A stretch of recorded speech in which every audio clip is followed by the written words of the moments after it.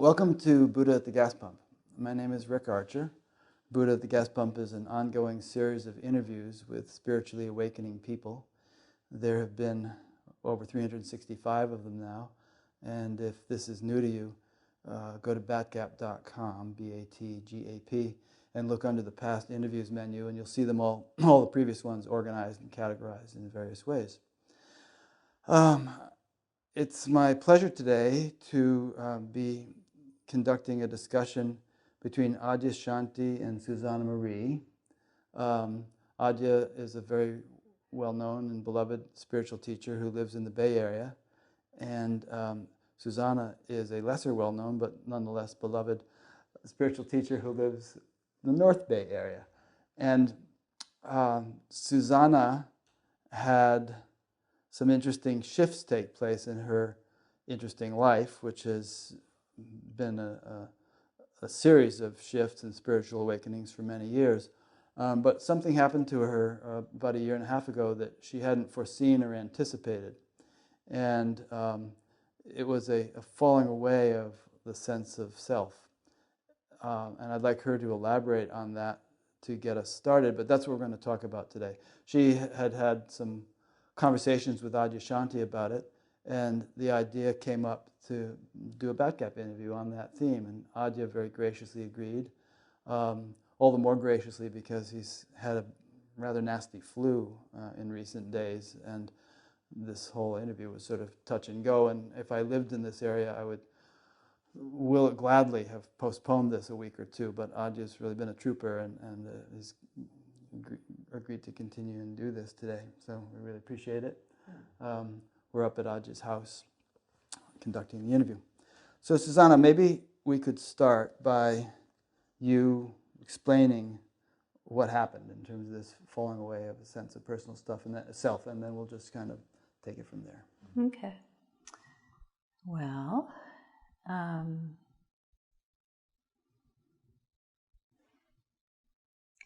I had been living in the state of what I see as unity consciousness, what I call unity consciousness, for probably around 8 years or so, growing more used to the experience of being in unity and having even the sense of unity kind of thin out. I'd like you to define unity as, yeah, because that we can't take for granted that everybody knows what you mean by that. Yeah, how do I define unity? Just the sense that that inner division has fallen away, and this sense of being feeling unified inside, and when I look outside of myself, that there's a sense of unification, that there isn't a feeling of separation between myself and what I'm seeing, a sense of separation between myself and what I'm feeling, what I'm experiencing, and so on. And also the kind of this, I think everyone's going to have a different experience, you know. We're all wired differently. But for me, when I was in that kind of time period, which I have to say it wasn't always exactly the same kind of experience, that it changed over time.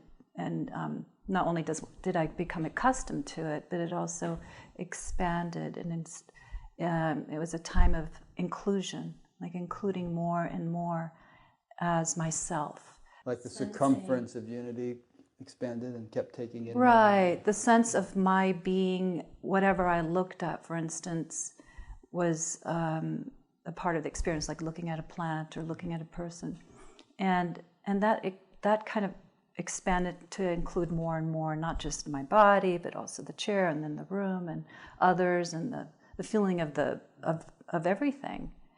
Let me just probe you for a second on that. So when the experience initially dawned, was it that really the primary focus of perception that was in terms of unity, but secondary and tertiary and so on were not, but then that continued to expand, so the secondary, tertiary, and so on. It just kept expanding out until nothing could be found outside the circumference of unity. Just that there, I didn't feel a sense of something not being unity. Okay. that it was just all one, and when it's really, really obvious, even though there could still felt to be a differentiation between myself and other things, but that didn't conflict with the sense of it being one. And this increasing capacity to be able to become, in a way, feeling like, that whatever I was putting my attention on, that I became that, sensing into the bird and sensing into that kind of thing. And over time, I became more and more used to it. At first, it was just this kind of like, wow, And that came at the heels of an emptying out experience, like the experience of emptiness. And the absence of content was really kind of like being really emptied out was a period of time.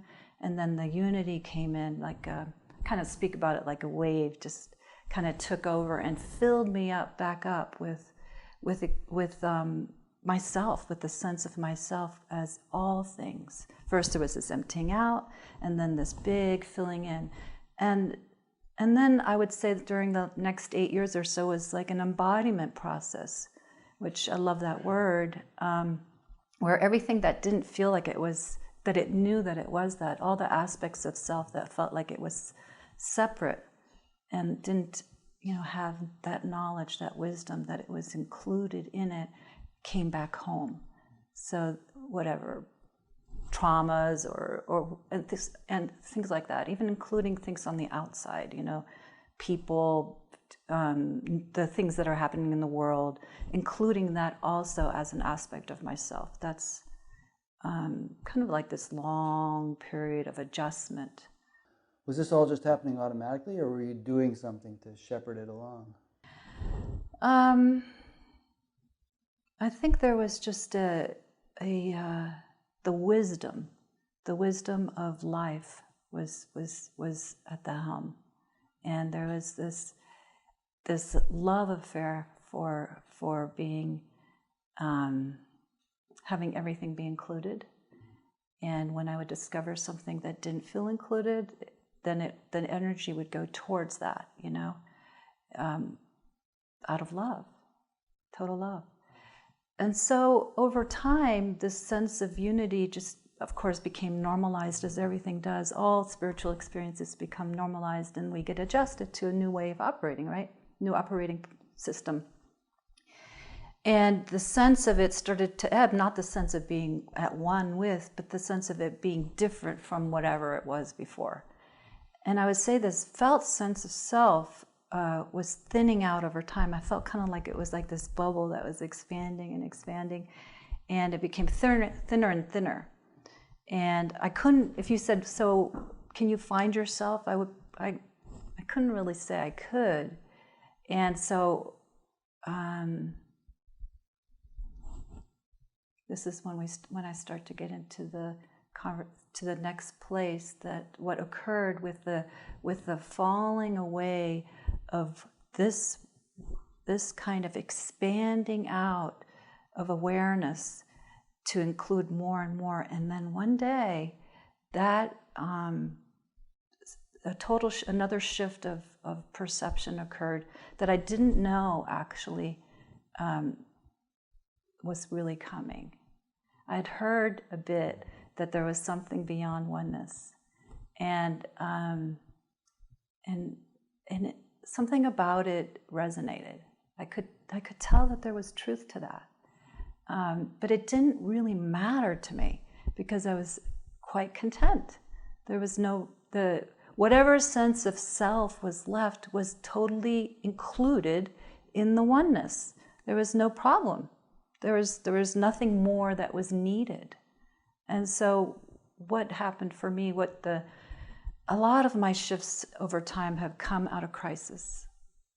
It's kind of like life puts me in these crises, and then it's like, it puts me in a corner, backs me up into a corner, and then it's like this, another letting go happens. And so I was in this crisis a year and a half ago of a health crisis and a home crisis. I was getting ill, so I didn't have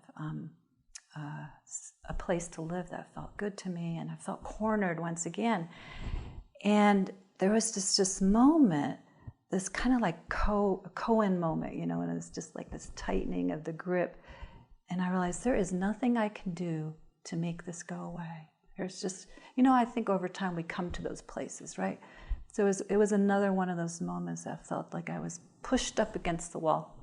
There's nothing I can do to make this go away. By this you mean your my situation, which untenable. was really difficult for me because I couldn't be with my daughter, and you know I wanted to still be a mom and take care of her, and life was really challenging, and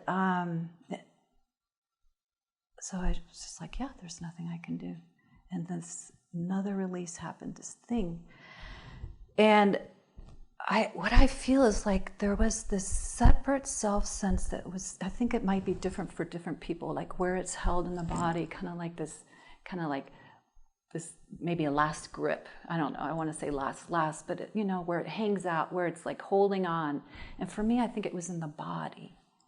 I think it was the separate self sense. It was still being held within personal will in the body, because I was a mom, I was a single mom for years, and I needed to hold it together, even though I was going through so many different openings and letting goes, right? There was this one part I did not know, that where I was still kind of like holding it together, and I couldn't hold it together. And what occurred was this, and I called Adya like 3 weeks later, and I said, I need to talk to someone about this. I felt in trust, you know. I just can't. I just feel like so much of what we when these shifts happen is what supports it is this trust, this major trust, and that it's okay, that what's going on, that these shift in perceptions, that you're okay. You know, some aspect of that. Because the change in consciousness was so radical, I had not realized that there was still this medium that was lying between myself and reality, and that state of unity consciousness was part of the medium. It was still a landing place inside, and then that so many things changed, and I'd like to just shift over to one of you, because we can go further. Well, let's shift to Adya, because get your perspective on what she's just said.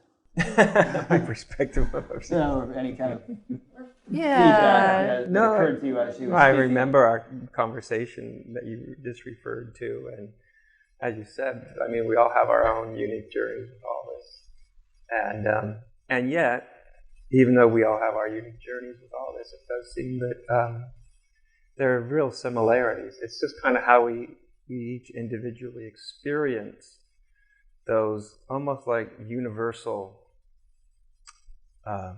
transition points, I think, is one of them. You know, and it's very common that there is that real sort of no self-experience comes out of often a unity experience. It doesn't always work that way. Sometimes you get it, I've seen people get it just the opposite. They get no self and they don't get the unity till later. But usually it often comes out of a sort of a more mature kind of unity experience, you know, and not when it's all new and flowery and you know, we're kind of swept away with it. But so when I hear you give that, your description of it, which is very eloquent in the sense of it just seems so grounded in your experience. And it just sort of it has the feel to me of like it's the quintessential journey from unity consciousness to no self. It really sounds very, very familiar to me. Feels familiar, and yet part of the interesting thing is the way each person goes through it. Yeah. You know, because it is so unique how. In the same way, it's very unique how people experience unity. Yeah, exactly. Yep. What happened for you and with the shift in consciousness? For me, it was actually very simple. The no self part of it. I mean, I think in retrospect, you can look back and see that there's aspects of that sort of no self experience long before it sort of blooms. It's sort of there, and you get little pieces of the puzzle, you might say. But for me, it wasn't heralded in by anything dramatic. It was, I mean, literally, it was as simple as sitting on the couch and then reading a book and then getting up off the couch. And when I got off the couch, I just had a visceral sense that something got left behind. I had no idea what it was. I didn't go, ooh, it's a mystical thing. It was just, just odd, you know. Like I felt like something didn't get up off the couch. I wondered what that was. And it wasn't until later when I walked into going to bed, actually, and I just sat on the edge of the bed to go to bed.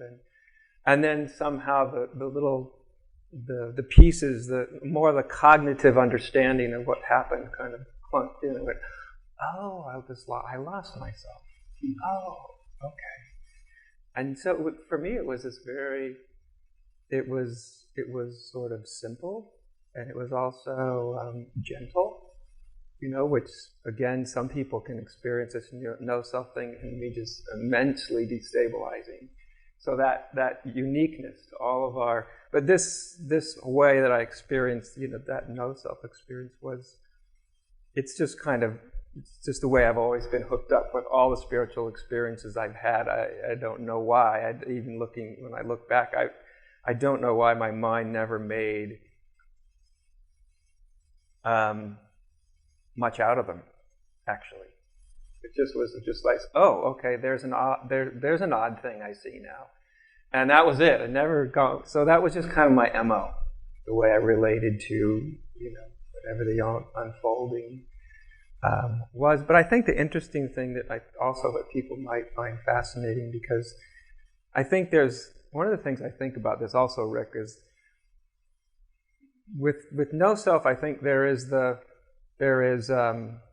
you can have the insight of no self, or an understanding, or a sort of taste of it, or you can even have a very logical argument for the absence of a self. I mean, you can go at it almost any way that you want, but I think I think one of the fundamental confusions that I often hear is because someone either has this figured out in their mind, and it makes good sense to them, or they've had a moment of somehow in the middle of some shift, they equate that, because we do that, right? When we hear someone's experience of anything, we just automatically go searching through the memory banks, and we don't even know what's happening necessarily, but it is, and we're looking for something that corresponds to what we hear. And I think this leads to a lot of mistranslation, actually. You know, mistranslation. But so I think, so there's the whole, you know, like we're talking about the experience of no self, which I think is different when it's sort of a lived reality, in the same way that someone can have a really beautiful experience of unity. Next week, it may have been almost like nothing ever happened to them. It may be that it's still there, very obviously. It may be there as sort of just this undercurrent of, I think, of almost like a perfume, can still be there, and in some cases it can be completely gone. So the no self experience, I think, is sort of like that. A lot of times when people talk about it, I often get the sense of, oh, well, they visited that for a split second, or for an hour, or for whatever it is, and which is significant. You know, it's not to say that that's not authentic and it's not transformative, but I think it's part of the thing about this whole conversation that's important, is that there's the lived experiences day to day to day to day, and then there's the you know, a revelatory moment, you know, and revelatory moments can come and go like flash bulbs, and then the actual living of all this stuff is,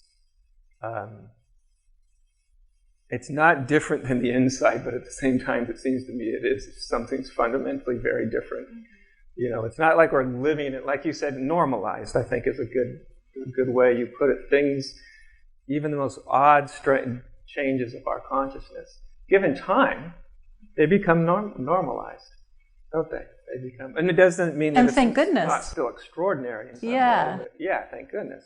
Yeah, I always regarded that as a sign of God's compassion that we can acclimate to anything, because there are a lot of people who are living in circumstances that we would find so horrific, but somehow they're able to acclimate to make it at least bearable, you know. That's right. And it works on the positive side too, in terms of acclimating to things, because you wouldn't want to walk around all the time oohing and eyeing over some spiritual experience, which might seem flashy initially. You really have to function in the world, and so it wouldn't really be useful unless we could acclimate. Yeah, and that spiritual experience is no different than any other experience. We acclimate to every experience that becomes normalized. You know, like they say, there's only one first time with anything, and that's because we immediately starting to become acclimatized, you know, to whatever it is. I remember when this first occurred, and it was. I was different from you in that it took me a while to acclimate. Yeah. So I think it's good to speak about, because people will be having different experiences, so many different types, right? The range. And just the desire itself, as you mentioned, like we talked relatively soon after that part of one's humanity that often will to like touch in a way like, oh, is there another being here that understands where I'm at? Exactly. And I think that's a very human connectedness thing that's important. One of the maybe values of speaking about it together with Rick, and maybe it'll be useful for somebody to see that this is really something that can be trusted and that is safe, and that can be let go into the undifferentiation of our being, which is not fixed and not localized, and doesn't have a self-referencing component to it. It's just pure experiencing. I think that at times we all drop into that in the day. We drop in without even knowing that we're just experiencing directly. But the habit of the self-referencing of an I, of a landing place. First, when there's more of an egoic structure, the landing place of the me, right? And then in unity, it's the self-referencing of the divine center that gets referred, and you think that it's actually done and over with in some level, but really there's still a landing place. And when that landing place ebbs and is finally taken away, actually, because it's not the intermediary of that life has in this vehicle that we are, in this being that we are, doesn't need to exist to function. Functionality is occurring quite well. It knows how to do everything already. It doesn't need to keep having this kind of inner prop of an intermediary in order to make things happen, to move, to talk, to do. And so when that finally goes away, for some people, it's kind of, this maybe an easeful thing. And with other people, I don't know why, because I was, getting so used to unity consciousness and different kinds of states. I don't know why it would be such a big thing, but I'm kind of like one of those, a little bit of a fireworks girl, mystic. Mm-hmm. A big experiencer. A big experiencer. Yeah. And it's kind of, to be honest, it's kind of enjoyable, almost. But it's like, it's not like most people want. Yeah, right?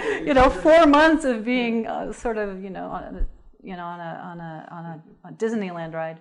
But luckily there's, if you, over time, I think one of the benefits of having someone to speak with, to be able to hear about this, to have gone through a lot of paces of change, experiential change, is that when something of this magnitude, that can be of magnitude, happens, that one doesn't feel like you're going crazy. Because honestly, if this had happened in the very beginning, life is so gracious. It weaned me, over time, and I didn't even have that much of I had a sense of self, but it wasn't like fixed. I never really trusted it, honestly, growing up. But anyway, regardless, it is a little tenacious, thing, and there's nothing wrong with it. It's totally innocent and fine, and it's not like not like this is even a goal, you know. But the thing is that, and we can talk about this, is just the I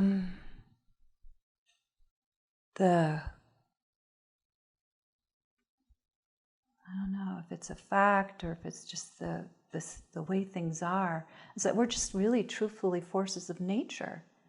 We're not really separate persons, you know, with a fixed center.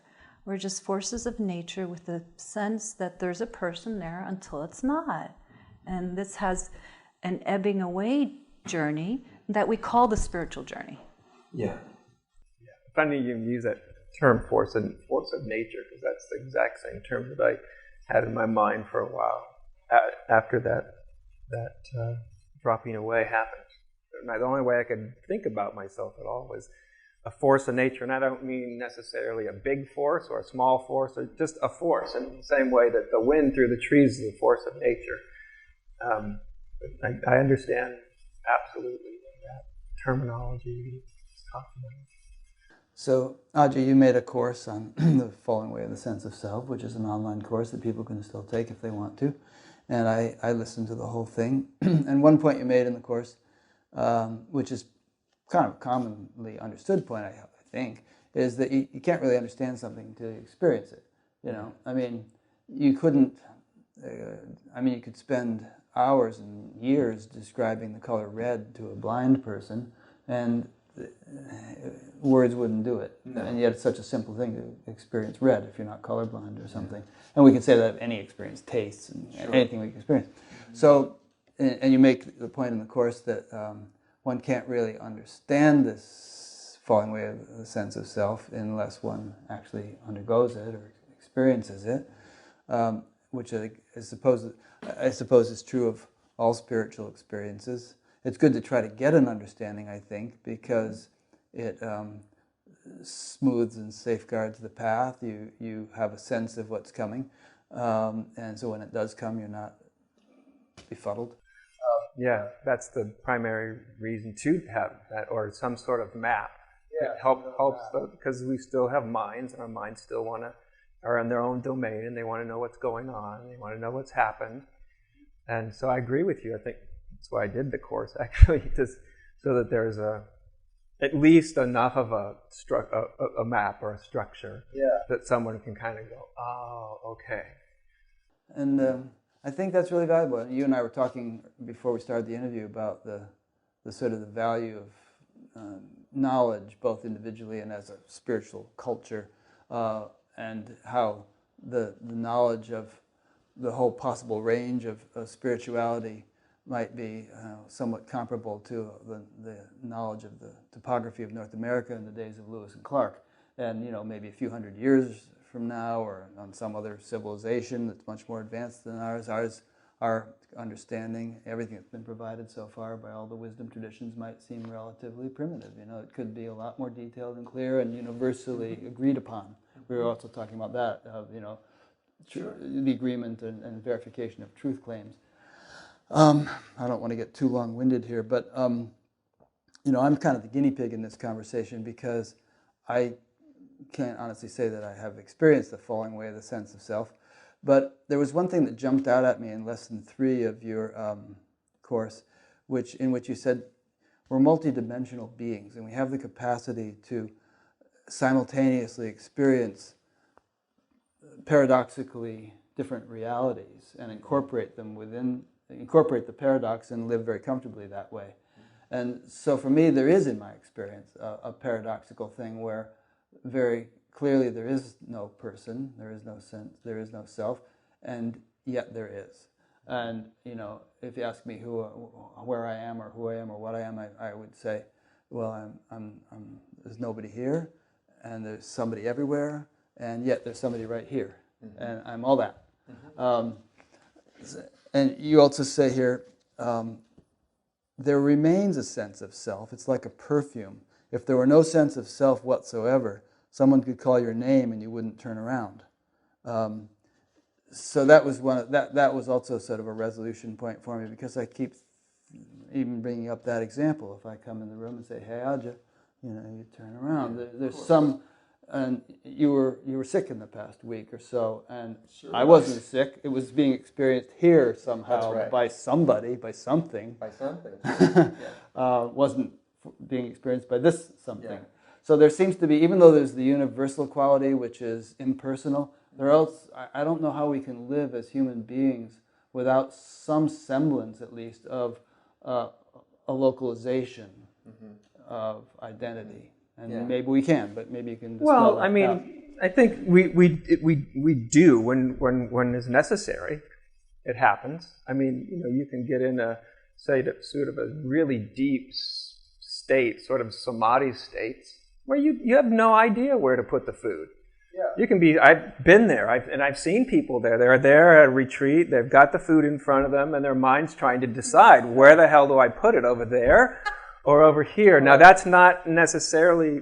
It definitely has a no self quality to it, but that's a temporary state of sort of absorption you could enter into, and but obviously it's not particularly functional. No, I think of Brahman Maharshi in the pit temple getting chewed on by insects. Right. Yeah, if we took that as like, okay, that is the pinnacle of enlightenment, which people sometimes do. Yeah, God, what do we do? What are we involved in here then? So we just become so whacked out somewhere that someone eats our legs off and we don't know. Not much of a selling point. Right. Now, don't misunderstand me. I'm not being a critic of Raman about any stretch of the imagination. He, just like everybody else, went through his own process. And, there was obviously a reason that he started to speak when he usually wouldn't speak. There's a reason he kind of came out of his cave and engaged in people when he really kind of didn't do that or wouldn't do that 10 years before that. So, we all undergo our own. He may have sort of been absorbed within the self from the time he was 16 up until the rest of his life, but I think that doesn't mean that our experience of that does not evolve, and I think that's another good case. I want to go back to something just to give voice, because I've met so many people in this regard when they have some experience of no self, or even they sense something coming. People can be thrown into, and have been thrown into, real terror with this stuff. Me and Susanne were kind of lucky in a certain sense. You had your own disorientation around it. Everybody will have a certain amount of disorientation. I did. It didn't register as problematic, but nonetheless, it can go anywhere from mild disorientation to absolute catastrophic 4-alarm, psychological fire. Yeah. Suzanne Siegel's book. Susanne Siegel was a great, really... Collision with the Infinite. Right. Now, she's a really good example of somebody who experienced no self for at least a decade, if not more, before she ever ran into unity consciousness. Yeah. So she had this thing just the opposite way that we're describing it, which is, Yeah. And in the meanwhile, she raised a daughter and got a master's degree and all, but she was in abject terror the whole time, she said. That's right. Constantly looking for a self. That's right. Not finding one. Yeah. And part of that, I think, is, I often think it might have been helpful if she just had a useful map. Yeah. And also, most of the time, it comes from our own personal psychology, and, everybody has their unmet demons. And certain spiritual experiences will invoke those demons. And if there's not much there, then you're not going to experience much. But if there is some real unresolved stuff, as in most people there is, a no-self experience can be really, really frightening. There's no place to land, there's no place to hide, there's nothing to buffer you. Right. And in one sense, it can be absolutely lovely. But if you've grown up and you've had, say, successive experiences of being in a totally unbuffered, very vulnerable place, and then had some very difficult things happen, your relationship with losing the buffer is one of fear. It doesn't mean people can't go through that. They can, they can move through that. But I just wanted to give voice to that because I've seen a lot of it. Over the years, people even get close to no self, and sometimes it generates a lot of a lot of fear. And again, I think the maps, although that's not the answer to it, a good map that's simple enough to understand can be useful. It's like, hey, you're not going crazy here. I think that's part of what spiritual teachers are for. Like, when you're experimenting with consciousness, you can experience some really wild things. And so wild that you don't know. You don't know sometimes, have I just gone off a deep end or not? And I think part of the function of a spiritual teacher or mentor is to be able to mirror back, like, no, everything's okay, don't worry. Or, well, you kind of got, 1 foot out of the boat there into the ocean. You might want to, just check what you're doing. Yeah. Well, I wanted to just say that also the one can have premonition that something is coming. And when I said earlier I didn't know something was coming, that wasn't quite true. I forgot that the year before I'd had a kind of a vision that I was possibly going to die when I was 51. And so I was and that was like 10 months, from the time of the vision. And I was kind of preparing myself on a certain level with the idea of maybe I'm actually going, my kids, make sure that everything's in order. I wasn't scared. And I didn't have anything to give me indication, although I did have that health crisis, but which made me wonder. And there was a part of me who was okay with it. It wasn't a crisis in terms of fear. It didn't evoke fear, but there was the sense that something is coming to an end, and it whatever it is, it's going to be the end of me. And I had the same thing. You did? Exactly the same thing. Yeah. It was the being knew that that this timeline of selfness, the birth of self, that almost feels a little bit like soul. It just has this feeling like it has evolution involved in it. It has an inner development aspect to it. It's a beautiful, beautiful thing, and a beautiful journey. And I didn't have a feeling like this should end. I think that's a wonderful time when it actually does. It's kind of like when a child grows up and they're a teenager and they're really doing quite fine, and they launch themselves from a place of doing quite fine. Mm-hmm. So it was kind of like that. And so when this occurred, I recognize now it was a premonition of the end of Susanne. So whatever was left of Susanne-ness, that was actually kind of still had a sweet sense to it, a sweet felt sense, even though it was so thinned out, just a little trace. But I could find it, and it was something like, that self sense is included in the whole within unity, and it's something that was with me when I was little. And it's something that was with me, up to this moment that this occurred. And when this occurred, it was no longer. So that is why I actually feel that as much as one can say, oh, there's still some individual left, there's still, human, all that stuff, I can't say that I can find it. And I'm not saying that it isn't there. It might be so thinned out and diffused. There may be, yet more, and that's totally fine. There's no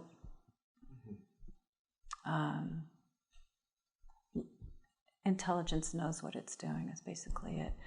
But I just can't find it. And when someone will, at times, like my good friend Rick will say, "So who is it that's feeling confused?" Or And I can't find it. I can't find it. I just want to say this because... Can because... anybody ever find it, though? I mean... Well, that's the thing, is this no self is already everyone's experience. Yeah. Truthfully, without a medium. And that's part of the exploration. Yeah. Yeah, I think it's also, the words and the way we talk about it I think it's important that we're getting underneath the words. So when I say, so for instance, there's a sense of self, I've thought, because I've, some times ago since I've taught that course, and if I'd teach it again, I would probably say something more along the lines like a sense of being. Again, like you said, no matter how we talk about this, the fact is that when you're hungry, you do know where to put the food. When someone calls your name, you turn around, and you don't turn around when 50 different names are called. Or whatever we want to call that recognition. Right? There's a recognition that where there is a kind of differentiation occurring, whether the differentiation is real or unreal or whatever it is. But there's obviously a kind of recognition, right, that's being utilized all the time, moment to moment to moment to moment to moment. But on the experiential level, is that recognition can occur without a separate self-sense.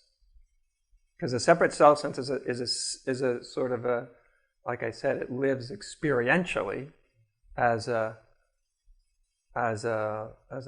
sense of sort of definite locatability, but I don't mean the locatability just in a pragmatic sense, but the self-sense is a sense of locatability in a concrete sense. I've always thought of... So I know other people, some people, for me personally, I'm not that. I'm really, the thing that I'm always listening for is what's underneath the words we speak. what they really signify. I mean, words... For the person who's speaking them. Right. Rather than the way I might understand those words and those phrases from my background. I'm often like going, okay, well, what do you mean when you speak, when you talk, I think that's what makes conversation fascinating, is that we do use very common terms, often in very different ways, and to mean very different things. Yeah, if we're really trying to communicate, not just make noises, then we really have to understand what we mean by these words. Right. Now, of course, in the tradition I came from, when they talk about the selfless, absolute nature of reality, they go to great pains to remind you that is not enlightenment. Right? That's a step, but that's not ultimately it, because there's only when all the fixation is done with, whether it's self or no self. Reality, we invented the terms. Right? We made these things up. And I think when we come back to actual experience, it's harder to make, at least for me, definitive statements. Like for me, no self is not a philosophical, definitive statement about the nature of anything, necessarily. That's not how I personally use it. I use it as there is a perception. And the perception is, for me, best described as no self. You know what I mean? So it's based in experience rather than anything else. So then I'm not even talking about whether there is or isn't self. To me, what does that mean? What are we talking about? But when we come back to actual experience, what's your experience of self? What's my experience of self? What's your experience of not having that there any longer, right? Which is what we're talking about. What's my experience of not having that there any longer? What's left? Right? And how does one function? Where do you function from? Because we obviously still function, like you said, when you call my name, I have no problem knowing exactly who you're referring to. Yeah. It's like in the state of undifferentiated consciousness, we can experience ourselves as everything, while we still recognize a certain sort of, like I said, somebody calls your name in unity consciousness, you're not looking at the tree for it to answer. We just instinctually, we know somehow. That's something I would like to talk about, is just the experience. Go for it. Yeah, let's talk about it. Yeah. Well, let me throw one thing in here that I think pertains, it won't take us off track. And that is that, well, firstly, the very structure of our language has all these personal pronouns in it, I and we and so on. And it kind of makes it sound like there's a somebody in there someplace that is referring to itself. And the very structure of perception, as I have always understood it, has a sort of a threefold nature. There's the object of perception, the mechanics of perception, and some kind of perceiver, some kind of screen that the perception registers on or with. And we could say that is consciousness in a universal sense, but then, perception is individual. There's your perception, my perception, and so on. Squirrel's perception. So, we have physical bodies, obviously, at least in a relative sense we do. And the various esoteric traditions talk of subtle bodies and all. And anything, I suppose, in the relative can ultimately be boiled down to nothingness if you want to take it there and look closely enough.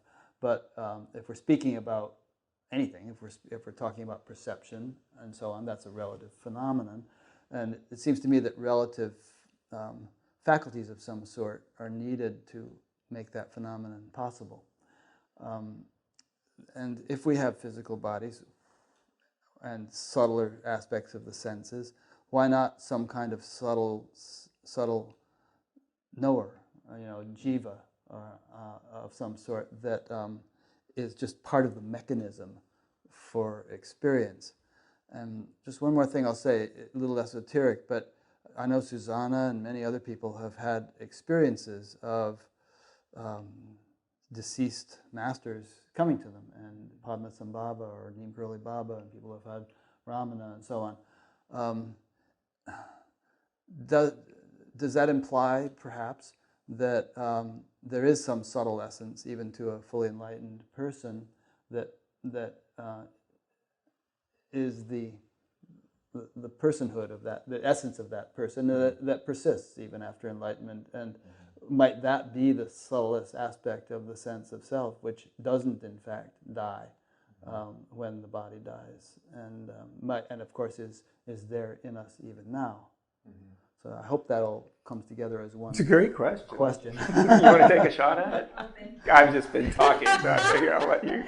Why not? So there's two parts to that, just to reiterate. There's mechanics of perception, and whether there has to be a perceiver if there is an object of perception and a process of perception, or senses and all. And then if there is a perceiver, does that perceiver ultimately just cease to exist like a drop in the ocean, or does it retain some integrity? And does it have some integrity now while we're still alive? Is there, in fact, a self of some sort, even though it's maybe becomes so diaphanous or something that we don't have the sense of it that we once did when we were less enlightened? It's interesting, isn't it, that we just the language. Yeah, I know. That we use, like if there's perception, there must be a perceiver. Really? Well, where is the perceiver in any of us in this room right now? There's perception, obviously, right? Right now we're seeing each other. Where's the little guy behind that? Well, okay. So let's say we have this. We all are the one consciousness. There's, wave and ocean analogy, and but somehow through this body mind, one perception is happening, through this one another, through this one another. What is is it just my brain and my eyes and so on, this brain, these eyes and so on that are resulting in perception, or is there a subtler mechanics that kind of intermediates between consciousness as an unbounded universal field and individual experience? Great question. Is it? I promised Susanne I wasn't going to get too intellectual here, but I think about these things. I'm going to be happy to take a swipe at it. It might be a great question. I'm more experientially based rather than in terms of being able to connect and speak about something. It works better for me to speak about my experience versus some kind of intellectual avenue in, which is totally valid as well. But I don't really think about those kinds of things. It's not. It's like, to me, and I'm not saying it's not valid, but in the end, it's just pure experiencing that's happening, and it's just so instantaneous. And so now, without a filter of reflecting on experience, that filter is what disappears. Mm-hmm. And so then it's just like, so feeling and sensing and thinking and speaking, it's all just happening now. And I don't know if that in any way touches on what you just said. I think it's actually a really good explanation, because I think a big part of what self is that thing inside, or that imagined thing inside, which is always, it's not just experiencing, it's talking to itself about experiencing. It's always putting itself in sort of the intermediary. It is, yeah. And it's the way that, I think it's the reason that adults look longingly at young children, because they're unself-conscious, which is really what we're talking about in a certain sense. They're unself-conscious. They're just completely being the moment. And, adults look at little children and they go, wow, I remember that. That would be... And just that look, really cool. that clear look of just being here. Yeah. And then the kids, in turn, are looking at the adults going, what's wrong with them? I remember it. I remember thinking there was something, not wrong, but just something off. Like, there were times when my parents were there, and there were times when they weren't. And it was just when that cloak of personality or selfness would come over, like, it's personality. And then they would be hijacked. They'd be hijacked by this virus that was slowly taking me over too. And, that's where the beginning of the spiritual search happened for me. But, and that's kind of why I wanted to speak about the experiencing of this, because to me, it just touches at the heart of, and I think that in many ways we can all relate to the experiencing of it. It's not necessarily something that's so elevated or so out of reach, because I think we all, especially if we're interested in this kind of stuff, if we're even like wanting to watch this, there's something that hasn't completely forgotten. You wouldn't be interested in it. No. So there's something already that feels, touched, or touching my microphone, close to home, with, I can just be myself. I can be my natural self. Instinct in that direction too. Almost everything we do for pleasure is a way to temporarily escape a sense of self. Whether we're watching TV or listening to music or going to the movies or taking drugs or trying to meditate, or there's so many of these. If you look at what's the commonality of things we do for recreation, the commonality isn't what we're doing, it's what it's helping us achieve, which is a kind of forgetfulness of self. So we can be here again, so feel ourselves, right. But then we tend to shy away from it. And we were, beginning to enter into the conversation earlier about nature. And I really think that it's an incredible value. It's like, to me, the most direct teacher is nature. And I think we share that in common. Yeah. It's just totally unfiltered. There's nothing lying between. It's not just nature. It's all things. But the natural world has such sentience to it. You can feel the life force of it. And it's just being itself so completely, without any medium. And it's so healing for people. It's so healing to go, and I really highly recommend it, just to go and feel where it is, even as an experiment, where you yourself feel the veils, the separation between yourself and this beautiful natural world that surrounds us. That is a great meditation, and I used to do that ongoingly. Just go out into nature and spend time and feel the veil, the whatever was lying between myself and that, because it's such a great teacher, and you can feel when it starts to ebb, and you start to feel your, relax and go that kind of sense of unfiltered We don't even have to call it no self, right? It's just really natural. It's our natural state, like Nisargadatta says.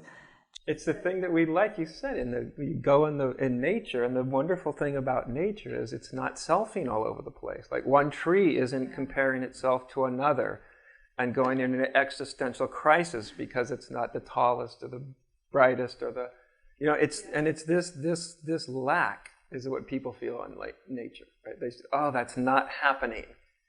Like there's the trees aren't self-consciously, in the sense of in this endless state of comparison and all the rest. They're just it's just a tree.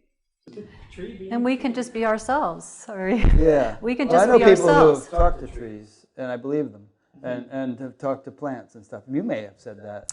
Oh yeah, definite conversations. Yep. Yeah. I interviewed a guy a week or so ago who was one of the original directors of Findhorn in Scotland, and there's a whole story about that. But when he was a young boy, once he was running through a field with a stick, and he was David Spangler is his name, and he was whacking ferns, he was just running through the field, and all of a sudden he heard the ferns. They cried out, "Why are you doing this to us?" So. I don't mean to imply that they're just sort of totally unconscious lumps of matter that have no relationship to us. No, you're not implying that. No, just But what I'm getting at is there's some spirit, some essence, some jiva, some soul, some self in even, things like that, maybe. Well, there's some consciousness there. Consciousness, Certainly. Or yeah. sentience, sure. Yeah, it's all back to unity. Unity still is the fact of things, that everything is one, that is, God, That creative perfect intelligence. segue. Yes. And it's, so even though there's a separate self-sense that can be felt by millions and billions of people, it's still all the same thing. And it has its purpose for whatever reason. And it has its timing. It has its own divine timing of when that ebbs and goes. Hopefully it's going to work, it's going to be in an intelligent enough way that the being has a chance to be able to adjust to it without feeling, too much disjointed, or even, there are probably some people who are, maybe even in the asylums or such, and I don't want to scare people, but I also want to be able to say that it's such a, for some, it's such a change of consciousness that it can be, what Adya was saying earlier, frightening. And I really do feel like if that is the case, if it's frightening, to find a good mentor, a good teacher that can assuage your fears by the modeling of the natural state, the modeling, just like nature models to us that being oneself completely is pure joy. And human beings, what we are, we're forces of nature as well, and we can be the modeling, first be that, and then be the same for each other, because we're meant to be in service to one another. We're all, in service to each other, as you know. Yeah. Yeah. I mean, one of the reasons we're doing this interview, one of the reasons you did that course, and one of, I suppose, both of your primary functions as a spiritual teacher is to, give people a sense of what they may encounter along the spiritual path. I think there's two values to knowledge of the spiritual path, what it may entail. One is inspiration and motivation. It's like it's really worth pursuing because there's, something good to be had as one compared to not having it. And another is that it safeguards the path. It enables us to not be terrified if something develops, or to say, oh yeah, this is what they said was going to happen, now it's happening, great. Whereas otherwise you might freak out. And the falling away of the sense of self doesn't sound like much of a selling point for most people, I think. Most people, why would I want that? Am I going to lose interest in my children? In fact, some woman asked you that during the course. I get that asked all the time, as I've said during the course, and 99% of the time it's women. Yeah, or am I going to lose interest in my business? Am I going to lack motivation and just kind of sit around contemplating my navel and the whole business is going to go bankrupt or something? That'd be the type A businessman. Right, so I gave you two examples Be there. productive. But I think probably both of you would say that although there may be transitionary periods and times when you need to integrate and reshuffle, and maybe you need to even take a little retreat for a while to, but ultimately, if properly integrated, one can be dynamically engaged in whatever course of action one is best suited for, and actually perhaps find that one is more successful at it when one has gotten out of the driver's seat and let that which is actually driving the universe take over. That's a great thought. It's really quite impressive. I think the thing with, at least that I've seen with no self, is the thing that I think is the reason why often people have a sort of preemptive fear about it is because, like Susanne was suggesting in lots of different ways, that we often do know, and we often know more than we're letting ourselves know. And I think one of the things that we intuitively sense with this whole no-self thing is that you very well may not have the same options you had as when you had a self to, in other words, we haven't even got into the areas of like the experiential part of no self, in the sense of we've got into some of it, but a whole other part of it is like the dropping away of personal will. And that's the motivating energy that moves self or ego. And when that goes, your options of moving through the world in that way, and sometimes that's really painful, but sometimes it's not so. Some people got it going pretty good. It's working out relatively well for them. But when that energy goes, it goes. And that's what, and then something else can not come. necessarily overnight. No. It could be, there could be very years rarely of overnight. sort of seesawing between. And sometimes it never goes with some folks, It never goes all the way. Yeah. But I think it's just part of like the sort of speaking about this in an honest way. Yes, I've always thought the thing that's sellable, or marketable. Not that we're marketing this at all. No. But people's traditional ideas of enlightenment, with unity and then whatever they've got baked up around that, at least as an idea, it's wantable. Right? It's wantable. Hey, I'll be happier, I'll be freer, I'll feel more connected, I'll feel more intimate. It's the goodies. No self, it's not the goodies. You can't. It's not bad. Oh no! But it's hard to say that it even falls on the spectrum of positive or negative. It's you can't really. It doesn't fit into the sales pitch. That's for sure. Oh no! It's something so other than that. You don't have there's not a you anymore that is expanding and growing and developing and improving. Yes. It's over. Yes. Well, for the idea of yourself, that happening, it's over. Yeah, for the idea of yourself. Right. It doesn't mean on a, that we don't. That evolution's not happening. Evolution doesn't continue. Happen, and we don't suddenly stop learning from what happens to us in life and all that kind of stuff. No, absolutely not. But there's not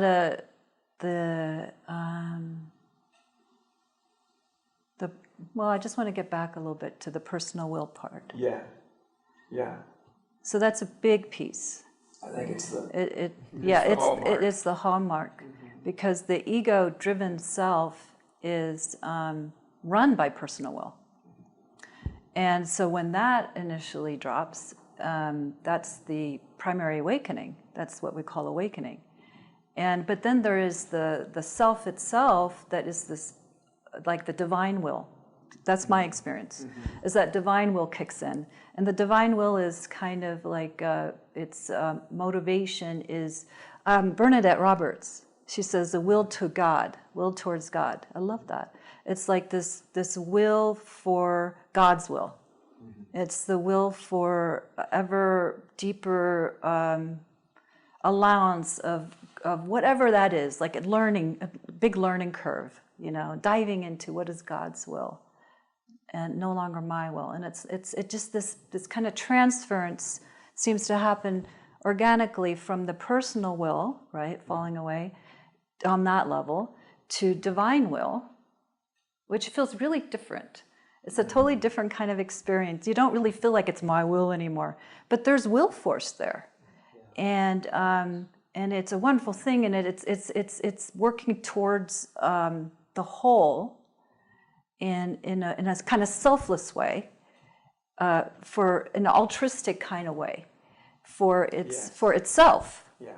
Right? Yeah. But it's still got this motivational energy in it, which is wonderful. It's not something that I even think should go away necessarily. But when this other falling away occurred for me, is the will force of what drove this body just fell away. It's almost like even like what made it walk, like what happened at 2 years old or whatever the age is. What is the age we start walking? One. I don't think I was 2. I would be really late, but it's possible. Yeah, I think it's around 1. Remember that. But like there's this kind of like excitement, when we're one, of like me. This is me walking. This is, and me speaking and me learning. It's a wonderful thing. But the sense of me fuses into the body. It fuses into form. And so my experience was when, this is just my experience, I don't know what happens with whom when, but when this last kind of thing kicked over, it was the will force left the body. And then it became really, it still walked, but there was this little bit of disorientation process, this time that kind of like, it's been walking this whole time just fine. And that's what's doing it. This will force that I thought was me never really made it walk. That was a layer that was superimposing itself over this walking, And so I'd love to hear more from you about the will and like personal will and divine will and the falling away of will. Well, I think, gosh, you put it so well. It certainly mapped my experience for sure. Divine will, like you said, is a wonderful thing. I almost think of it as like the atmosphere, the inner atmosphere of inspiration. In divine will, you just feel it's not the same inspiration that somebody necessarily on a soapbox is feeling, but it's this divine will. It's just very positive and very beautiful and has a power to it. And I think for a while, most of us, we just become accustomed to that. That's like, okay, that's it, and it's very benevolent, which doesn't mean that it always makes everybody happy, but it means it's kind of in a benevolent energy. And then I think that's why it's often surprising when that sort of divine feeling energy, when the bottom falls out of it. One woman that had this happen, I remember many years ago, I just loved just thinking of her, remembering her. And she had this happen one evening when we were together, and she came back a week later, and she had this little temper tantrum. It was about as much as she could bake up, which wasn't much. But she said, "You stole my God from me." And then she sort of looked at me to see if I was going to join her in being upset, and I almost fell over laughing, and then which sparked her like almost falling over and laughing. But I got it, I got it, because she had that divine will thing for a long time and really been unified with it. It was really, really beautiful. And at least for a short little period of time, the mind was reflecting enough to kind of go like, hey, I don't have that anymore. I actually really like that. That was really, really cool. And, that didn't last long, that last little sort of reflective movement. But it was really interesting to see how, and again, for somebody else, I like to see how all this operates in other people, that it sort of had that little temporary feeling. we've been talking now a little bit about God and divine will and things like that. And I have a Meister Eckhart quote here that I've been wanting to throw in. This is probably a good time. He says, "You can only fully know God from God's point of view. To know God, you have to be God." Some people would consider that blasphemous, but with a moment's reflection, if God is supposed to be omnipresent, then is there anything that is not God? And if so, then God's not omnipresent. There's a hole somewhere in God where there's something else. Right. That's right. Right. And so, in light of that thought, and God has, in light of that thought, everything is God. Well, I just kind of said that, but, and then everything is divine. If so, everything is divine will, because some things don't seem so divine. And there seems to be this sort of, you've raised children, and there's a certain point at which they become teenagers and they start pulling away and they get more independent and more rebellious and stuff like that.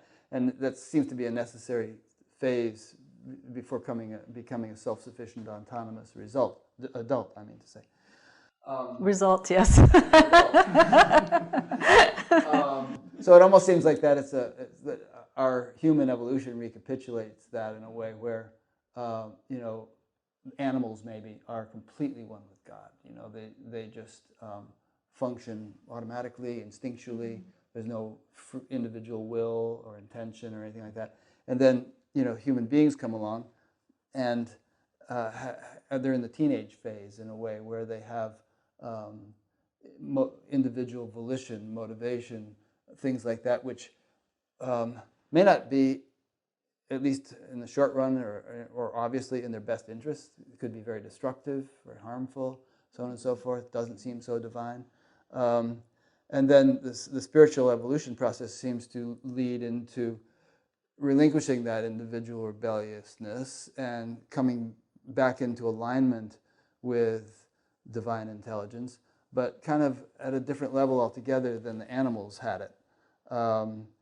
And well, the animals also have it. They have it in sort of almost like a certainly pre-childhood, but almost a like an infant. Like an infant is in a totally merged state. It's not the same state as oneness, and it certainly isn't the same. They don't have a self, but they have no conscious recognition of what's happening. They're in pure experience, yes, but if we equated that with, the deeper spiritual states, what we'd basically be saying is we just throw everything into reverse, back up into a natal state as fast as we can, and then imagine that that's some leap forward.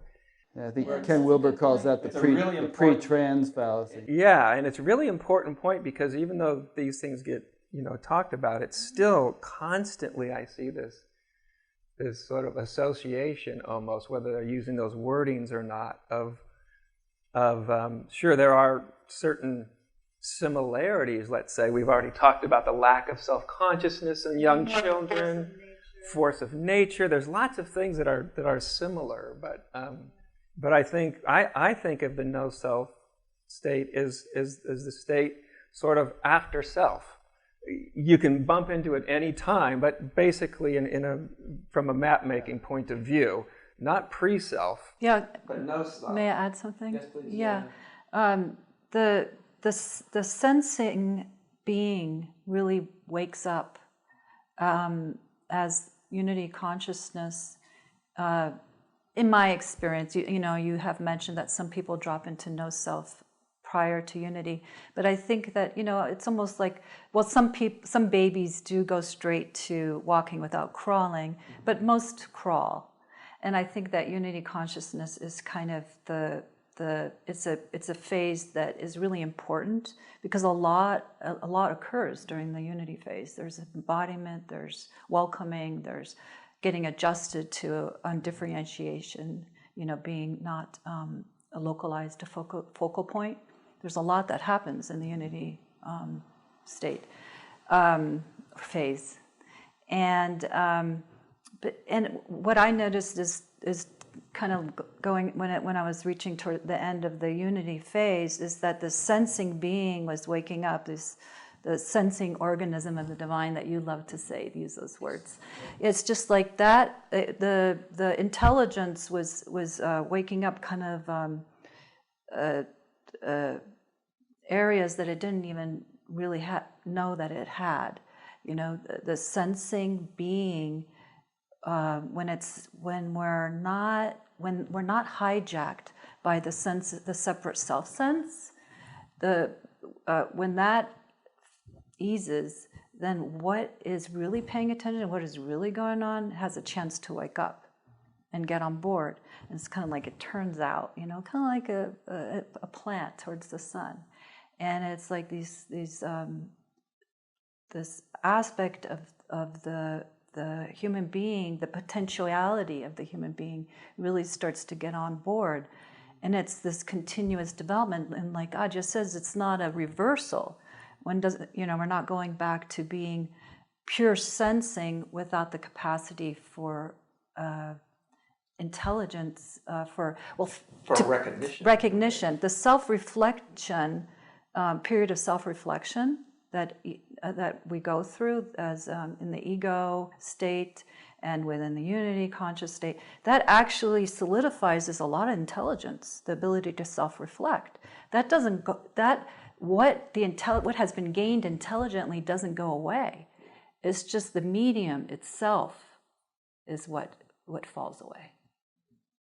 In the same way that you go through, you were talking about adolescence. You go through adolescence, you retain, hopefully, the things that the experience you've acquired and maybe a few things you've learned, but you don't stay an adolescent for the rest of your life.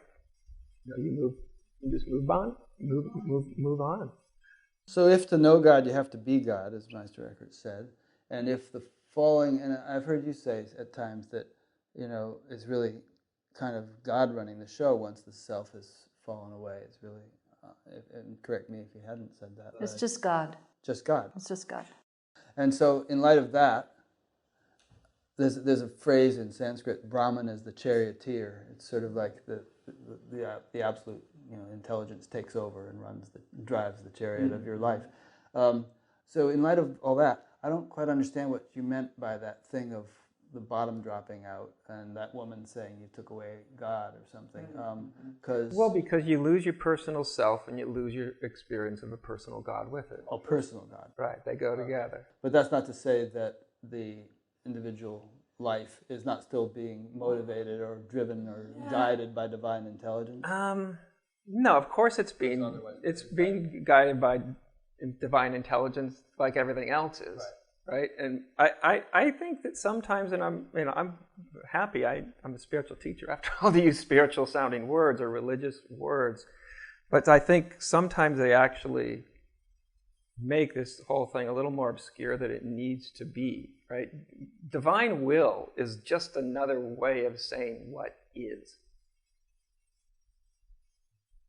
Otherwise, we got some version of a God somewhere that's imposing will. Now, if we don't have that at all, then what is God's will. But we could also say what is the will of nature. What is the will of existence. What is the will of... Well, when I say God, divine intelligence, I don't mean some guy in the clouds. I didn't think I mean all-pervading intelligence, which has no gap whatsoever anywhere, and wherever you look, if you look closely enough, there it is. Yes. Hiding in plain sight. Yeah. No, I'm totally. It's fine. It's fine to utilize that. At least for me personally, it's one of the things that fell away. And it doesn't mean I'm not saying that it needs to fall away or will fall away, because after all, it's just a terminology. So it's the terminology. Like, I don't even think of this stuff. I don't even think of it in spiritual terms anymore. So even that seems like, okay, that feels like, it's like we'll look at it through this pair of glasses. Whereas what no self's really trying to get at is the most simple. Yeah, it's just life. It's just life. Yeah, it's just life. Spiritual puts this special aura over it, but yes, and that's, if we want to use that terminology, like I said, I can do that too. I do it all the time. But for this thing in particular, I think one of the things that makes it challenging is the terminology we come to, the wording that we decide to utilize around it. And I think it's totally fine to say, to express it as, God is. That's God's will is, period, as a form of expression. But of course, we're not just sitting here. Well, we are sitting here, just the three of us all. But we're going to have a few people invited to the party here when they actually come around to look at this thing. And I think, at least in my experience, it was part of what I lost was all the overlays. Here's a quote from a pretty well-known spiritual teacher named Adyashanti. He says, your sense of your own being is no longer the ego, which fell away, but this empty center, aware, empty space. Eventually it reveals itself to be divine, the source of all life. When this becomes mature, you look out, quote unquote, upon the world. You see or intuit that same divinity in everything. You experience in a very concrete, obvious way that everyone and everything is that divinity. This takes on a kind of normalcy. Yes. And that's what you're saying. So it's obviously, at least in terminology, it's a total contradiction to what I'm saying terminology-wise. Experiential-wise, that's what I was trying to make the point of. It's perfectly fine the way anybody wants to talk about this, as divine or God or any other way. My point is, and this would go true with the ways I have talked about this, and I may talk about it in the next sentence or the next year or at any other time. I've certainly in the last while, I don't know what that means, year or 2 years or whatever, and becoming more sensitive to the terminology that I do use and the implications that terminology can leave people with, even when I have no intention to leave somebody with a certain implication. And like I said, one of my things that I sort of look at now is this the way that we talk about this stuff, the terminology we talk about this stuff, and what actually serves us. And what actually maybe not serve us. And I don't have the answer to this inquire. I don't know that there is a pat answer, but I think that even as we're using whatever words we're using, any word is anything, that we have a connection to that it's beyond that in the same way that it's no longer a cup of coffee anymore, but it's going to be what it is, whatever the hell I call it. Yeah, well, that kind of, and I want to give you a chance to talk in a minute because we've been talking a little bit too much over here, but that kind of relates back to our map metaphor. Terminology is important, and if one person is measuring the map in kilometers and the other is using miles, you say, well, take 40 of those, take 40 units and go to such and such, they're going to end up in different places. So I think the evolution of the spiritual culture needs to include or involve more and more precision and agreement upon what words mean when we refer to these various things. Otherwise, it's a Tower of Babel kind of thing where we're all making noises and nobody's hearing what the other's actually saying. Yeah, I might just one last thing, and I'd love to hear what you have to say about this. I understand. Why? I've used divine and those things because you're perceiving in a way that has a correspondence to something quite extraordinary, even though it becomes more ordinary over time. There's something that seems.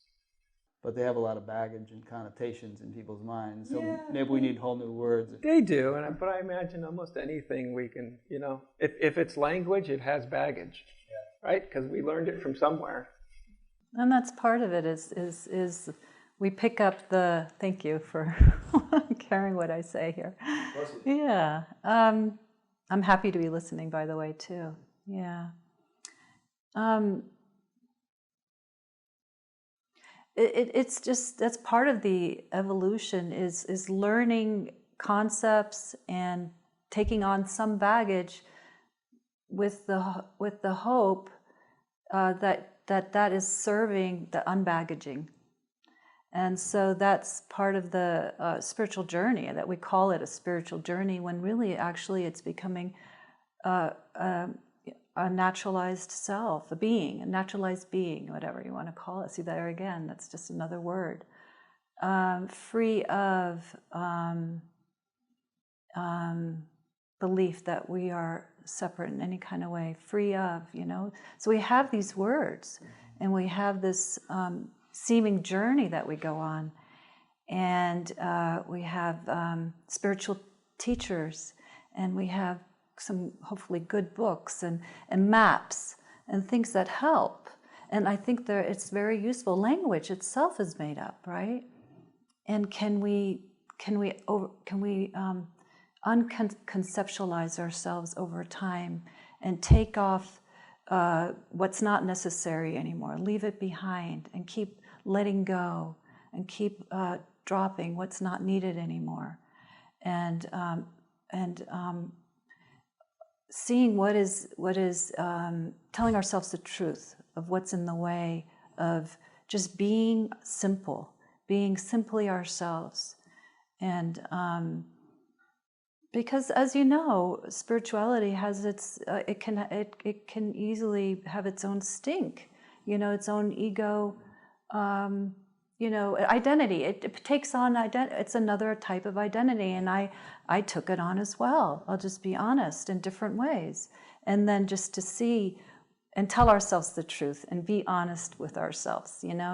Like, what is it that we've taken on, including whatever perception is being taken from this conversation here. And what I think that, Adya, what I heard you say is that it's just so simple and natural, but since we're talking about it, we have to use what we can to try to describe and explain based on concepts that are already being used, in the hopes that it helps loosen the grip a little bit more even of that. And that's why I think nature is so helpful to as a teacher and as a feedback loop of being able to see what is in the way between what we are, what oneself is, and what the natural world is. And whatever is seemingly in the way, that is a belief, that is a construct, And nature is not saying that it's anything. It's not reflecting on itself and coming up with ideas of what it is. It just simply is itself. And I think that's the invitation, is that it doesn't have to be this long, protracted journey. Part of the reason sometimes it is, in a good way, long, is so that we can get adjusted to change. But also what can make it long are the concepts along the way. But truthfully, it is just unburdening ourselves of what we've taken on that is unnatural. Yeah. That's what I have to say. Here's a couple of... do you want to respond to that? No, that's perfect. Okay. I don't want to add to anything to that. Here's a couple of related quotes. One from you, one from Nisargadatta, that'll bring in a slightly different theme than we've talked about so far. From you, when the unseen subject is no longer there, the outside world disappears as well. You become like any other force in nature, not an extraordinary person. If you want to be extraordinary, stay in the highest dimension of self. That's where all the saints are. And from Nisargadatta, he many times cautioned that most so-called adepts, yogis, siddhas, alleged avatars, and even jnanis have settled for merely an identification with or addiction to the universal consciousness, or I am, still involved with manifestation or beingness, the Saguna Brahman. And they have not utterly surrendered or merged back into their prior to consciousness absolute nature, the Para-Brahman that is intrinsically Nirguna, meaning without qualities, and incidentally, or secondarily, I would say Saguna. So, without even adding a question to that, would you like to elaborate? Well, just a quick clarification in that, because I think it can be, could be misconstrued when I say the outside world disappears. Now, there's two ways to understand that. One way is the way I really sort of intend is Even to say, the way we see the world structures the way we see whatever this is. As soon as we call it the world, what we don't usually see, of course we do call it whatever we call it. We're going to call it something, otherwise we can't talk. But as soon as we do call it something, that it structures the way we see it. And what I'm saying, when the world disappears, the way we've structured to see it, even thinking of it as the world, that structure can completely disappear. That's one way. The other way is, if you're in sort of a deeply absorbed state, then of course your whole experience of the physical world does disappear for a while. That's another way of, and both of those understandings, I think, are completely valid, and valid in the sense that they can actually be experienced, as real. But how about this part? If you want to be extraordinary, stay in the highest dimension of self. That's where all the saints are. I mean, what saints are you alluding to here? I mean, Saint Teresa of Avila, or Jesus Christ, for that matter. I don't know about Jesus Christ. Do you feel like they were somehow in a stuck state of a very high dimension of self that ideally they might have moved beyond? I don't really want to comment on some particular saint that might have, that existed hundreds of years ago, because quite honestly, unless I can sit down and say, "Hey, how you doing? What did you mean by what you were saying?" Right? Then we can have a conversation. Yeah. I'm talking more about the sort of saintly state as people have it in their minds. Like, when I'm enlightened, I'll be holy and wonderful and radiant and all that stuff. And not that that's the same as the experience of unity, but it's definitely closer to it than no self is, right? And so this isn't, I'm not making comparisons, between saints or not saints, or, whatever it is. But our idea of, like I said earlier, all the good stuff that people pursue is in the state of unified consciousness. That's wantable. That is what I think a vast majority of spiritual people are pursuing, that, and rightly so. It's like I said, I wouldn't want to go, well, don't do that. Of course, if that's what you're interested in, that's what you've got to dance your dance out. And I think Susanne was eloquently talked about her experience of unity consciousness blossoming into, no self. But I think sometimes I'll make those sort of distinctions is because there's often thrown in as if they're the same thing. This wonderful, exalted state of unity is the same as no self. And it ain't. It's actually quite different. Does that mean I'm saying one is sort of better than the other and we need to sort of compare? Thank you. Compare and do whatever we do. No, we don't need to do that any more than we have to say compare any other two experiences. But I think it can be, I hope anyway, that it could be helpful to have some sense of that they are two different states of being. Okay, you want to comment on that? Well, what I'd like to say is that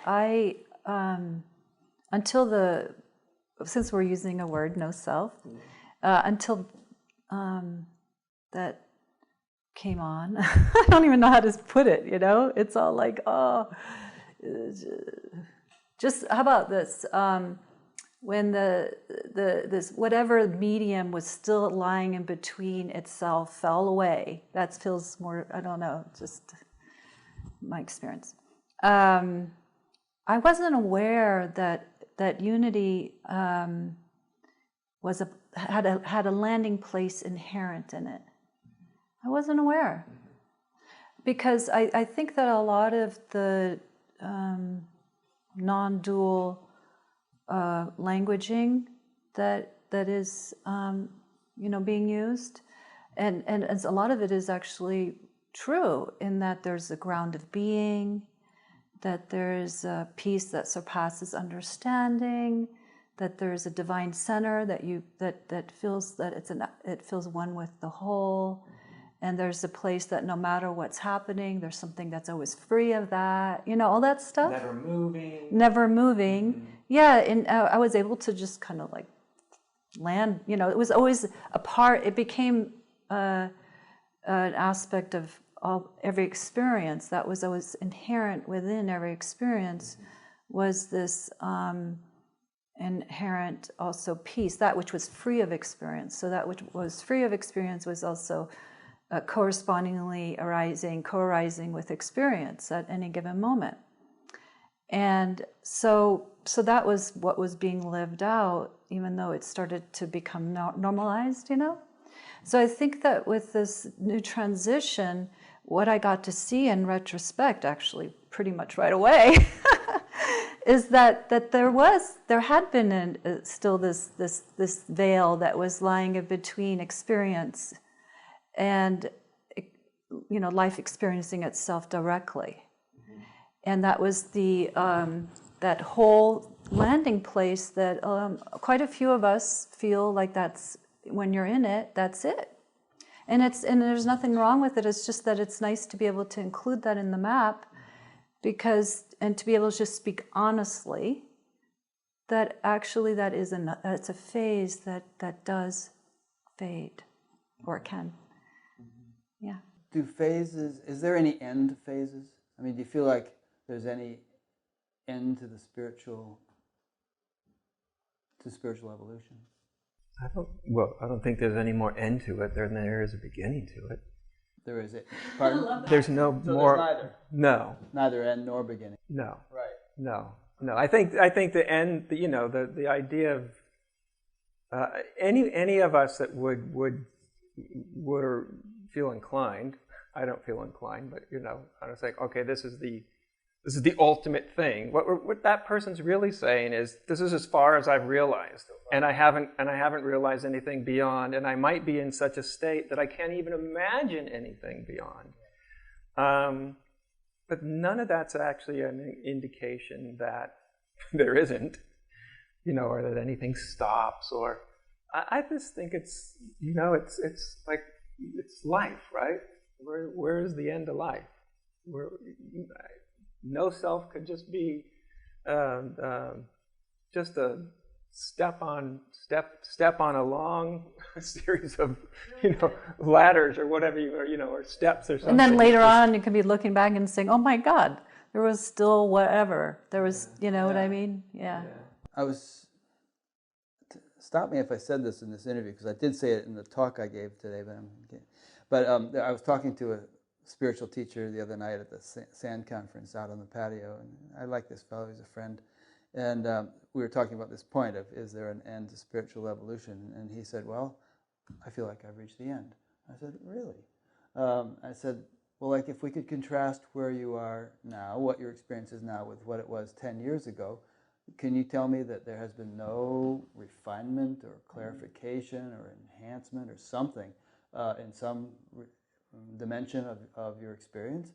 He said, oh, well, you're talking about the sort of the manifest aspect of my life and my experience. And I said, yeah, well, I'm not talking about the absolute, because to my understanding that doesn't change, and we'd be in trouble if it did, but but the relative expression perhaps continues to be refined and evolve and so on ad infinitum. Mm-hmm. Would you concur with that? Agree with that?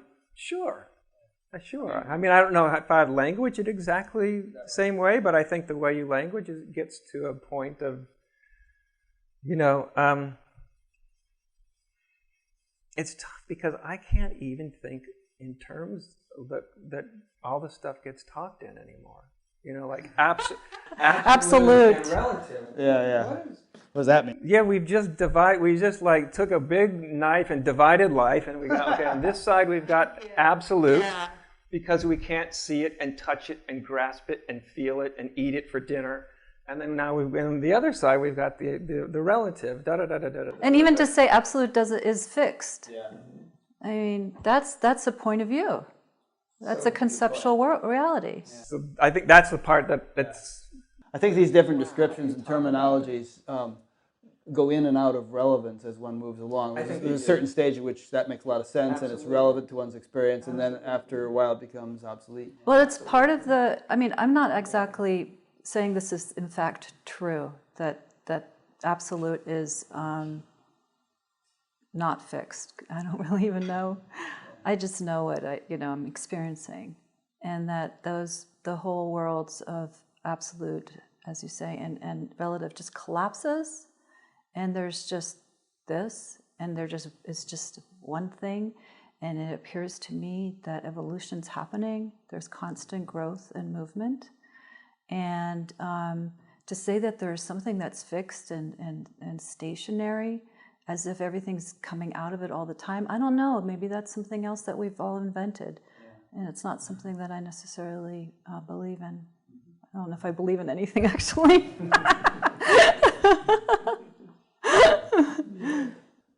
Okay, well, that may be a good point to end on. But do either of you feel like there's some stone we haven't unturned? There's probably a lot of stuff, but we're probably thirsty and all that stuff. But The what? I'm sorry. I said we're probably thirsty, could be thirsty. yeah. And Nadia, it's a long day. Yeah.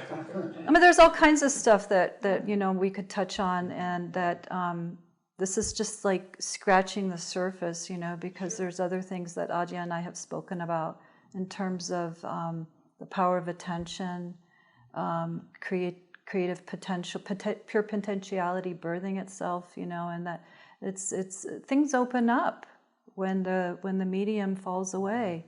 It's different aspects of what's possible within creative intelligence, where attention goes once it's not hung up on anymore on any aspect of being a self.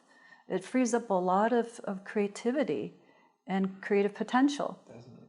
Yeah, and that's something that we could leave for another time or not, but it's just to put it out there. Yeah.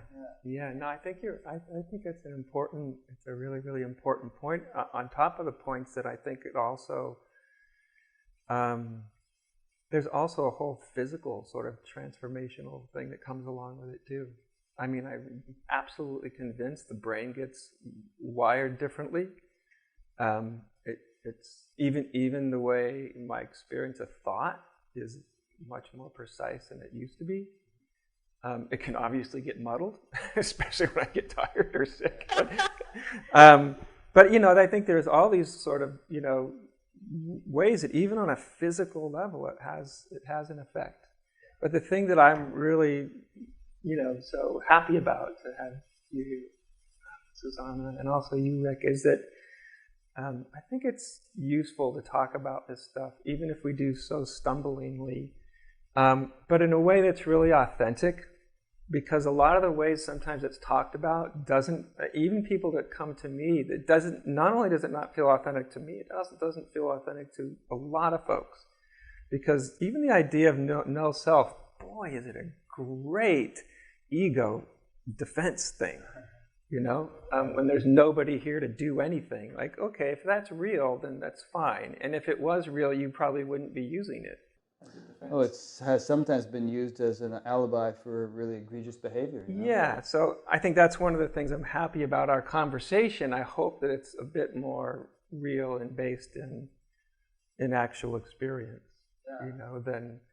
than all those kind. Because that one of the nice things is, I think, you don't have to defend yourself. When the whole self thing, self-referencing sort of mechanism isn't operating in the old way, that's one of the nice things. You don't have to defend yourself. You don't have to assert yourself onto every moment, whatever it is, which is really a nice. Because that.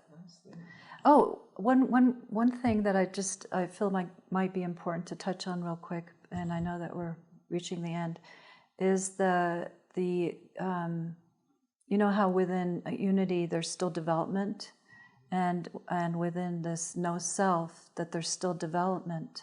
And if you wouldn't mind just touching on that, so that people don't get confused necessarily imagining that it's the end of, I'm not talking about just evolution, but just a certain type of development that could still be going on without the self-referencing mechanism being in place. Sure. Well, I think if we just imagine that whatever like you said, without the self-referencing mechanism being in place. So we just sort of even conceptually remove that.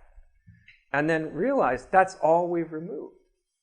It's the only thing that's been removed. It's not like life comes to a halt, or that we stop learning and we stop growing even on a personal human level. It doesn't confer perfection. I mean, absolute jerks can realize this, and fairly saintly people can realize this.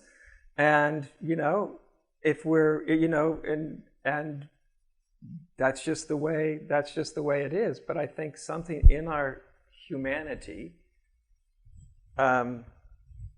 just has that, I think has that sense of, sure, both saints and jerks can realize no self, and has happened. And it doesn't mean that when a jerk realizes it, that it's any less real than when a saintly person realizes it.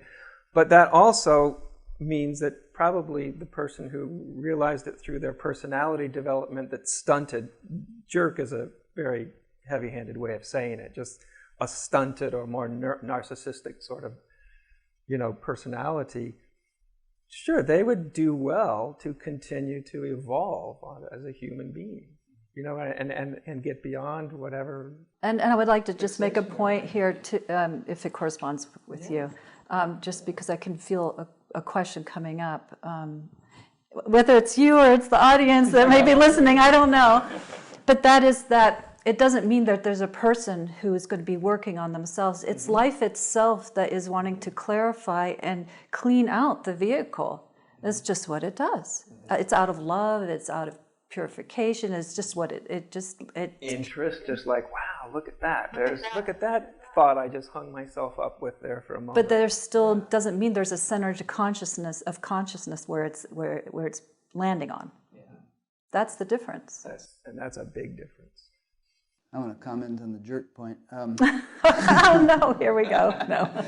Set yourself up for that one. But you were talking a few minutes ago about how living this seems to have an effect on the brain and on the thought process and so on and so forth. I think, feel free to differ, but I think that there are conditions which are more or less conducive to realization. And that's why all the spiritual traditions offer, behavioral suggestions and purificatory things and so on. Because, who was it? Some Zen guy said, enlightenment may be an accident, but spiritual practice makes you accident-prone. So I think, on a bell curve, there are going to be people way out on the fringes who are not living very wholesome lives who wake up somehow. Right. But chances are, if you have cultured some purity, some integrity, some so on and so forth, it's going to be a more conducive internal environment for awakening to take place. But once it has taken place, that is not to say, as you said, that you're perfect or that that all the cleaning up that can potentially take place has taken place. Ken Wilber likes to say there's three things: waking up, cleaning up, and growing up. Right, and they don't always necessarily come together. No. As a package deal. Sometimes they do, and sometimes they seem very much segmented in some people's experience. There seems to be a correlation, but it's more like not a tight one, more like a big stretchy rubber band. Yeah, it's a loose correlation. That eventually pulls the other ones along, but they can get quite stretched at some point, and that you have examples of people who seem to have achieved quite remarkable degrees of realization, but are behaving quite. Sure, because like for instance, you could be quite realized, but have given the family of origin you came from, and who knows whatever factors, and you may be really bad at sort of knowing how to be in relationship. Yeah. And just because you've awakened or your self's dropped away or something doesn't immediately download into your system. Here's how to relate to people really well, any more than we wake up and all of a sudden I become a physicist. I suddenly have all the information downloaded into me. If I wanted to become a physicist, I'd have to really work at it. Yeah. And if I wanted to become, like you were saying, Susanne, about that sense of, I think part of the nice thing about when self drops away is you don't have the same barriers within yourself to seeing your own little moments. Oh, that could be a little truer, a little more developed there, or you don't have a resistance to seeing that. And then there's a curiosity, at least for me, it's kind of a combination of sort of curiosity and, I don't know, compassion or something mixed together that would move towards those places, you know? Yeah. And I always find that's an important part of all this. Yeah, and I think it's a good place to leave it, that the growth continues. It's just never ending. And I know you love ending things like that with your interviews. That growth is never ending. Well, and P.T. Barnum said, always leave them wanting more. Hopefully, if we came together and talked about this 2 years from now, it would be a little bit different. Yeah. Because we would have both grown. We would have all grown a little bit and maybe seen something a little bit deeper. And hopefully we'll have that opportunity. So in wrapping it up, Susanne, why don't you just say a little bit about what you have to offer, as a teacher. What do you do, and how do people connect with you, and things like that? Okay, well, you can connect with me through my website, susannemarie.org, and I offer teachings and mentoring and work with people one-on-one, in groups, and in person and online. And you're available for retreats? Yes, I would love to. I would love for life to open up in that way. Yeah. Yeah, you did one up in Seattle not too long ago, and people really enjoyed it. I heard good feedback. Thank you. Yeah, it's enjoyable. I feel really in alignment with what I'm offering, what I'm doing. Yeah. So it's just an extension of just this life. Yeah, I might add something I know about you is that you're very humble about wanting to make this available to people, and not that you have the time to talk to everybody for hours for free all the time, but you charge reasonable amounts of money for what you do, and there are people who are having individual consultations for $500 an hour and stuff like that, and it puts it out of reach for so many people. But you're definitely not one of those. Well, I in the past 15 years, being a single mom, I've gone through all kinds of things, not having enough money at times. So I have a special understanding, my own understanding of what it's like. Yeah. And I think that's part of, how life seasons us, and it supports one in the work that we do, opening us up to being an understanding of other people through our experiences, like through health crises. We have more capacity to understand other people in that way, or when through loss, right? Or through financial crises that I've had, So there's more of a understanding for all kinds of ways. Thank you, though. Thanks. And so your website is susannemarie.org. Susanne Marie. Oh gosh, Susanne. It's German, but it's Susanne. Yeah. Thank you, and thanks for your support, and thanks for bringing us together and supporting it. And thank you, Adya. Oh, it's fun to do this together. Yeah, thank you so much. Yeah, and to Mukti too for. Oh, you should have seen Mukti before this interview. She's like moving these great big patio umbrellas. Oh my God! She's like this. Amazing. She just like cleaning the windows. I mean, she just flew into action. So sweet, feeding us. And Adya's site is adyashanti.org. People can go there and find out. And you have a mailing list, and so do you, that people can sign up for to be notified of events. And you do this great thing many Wednesday nights where you have an online talk live, and people can call in questions. And so, listeners should just go to both sites, susannemarie.org, adyashanti.org, and find out everything about what they do. So thank you both, first of all, for doing this. And thank you those for listening and watching, those who are doing so. Really appreciate your attention, and hope this has been valuable for you.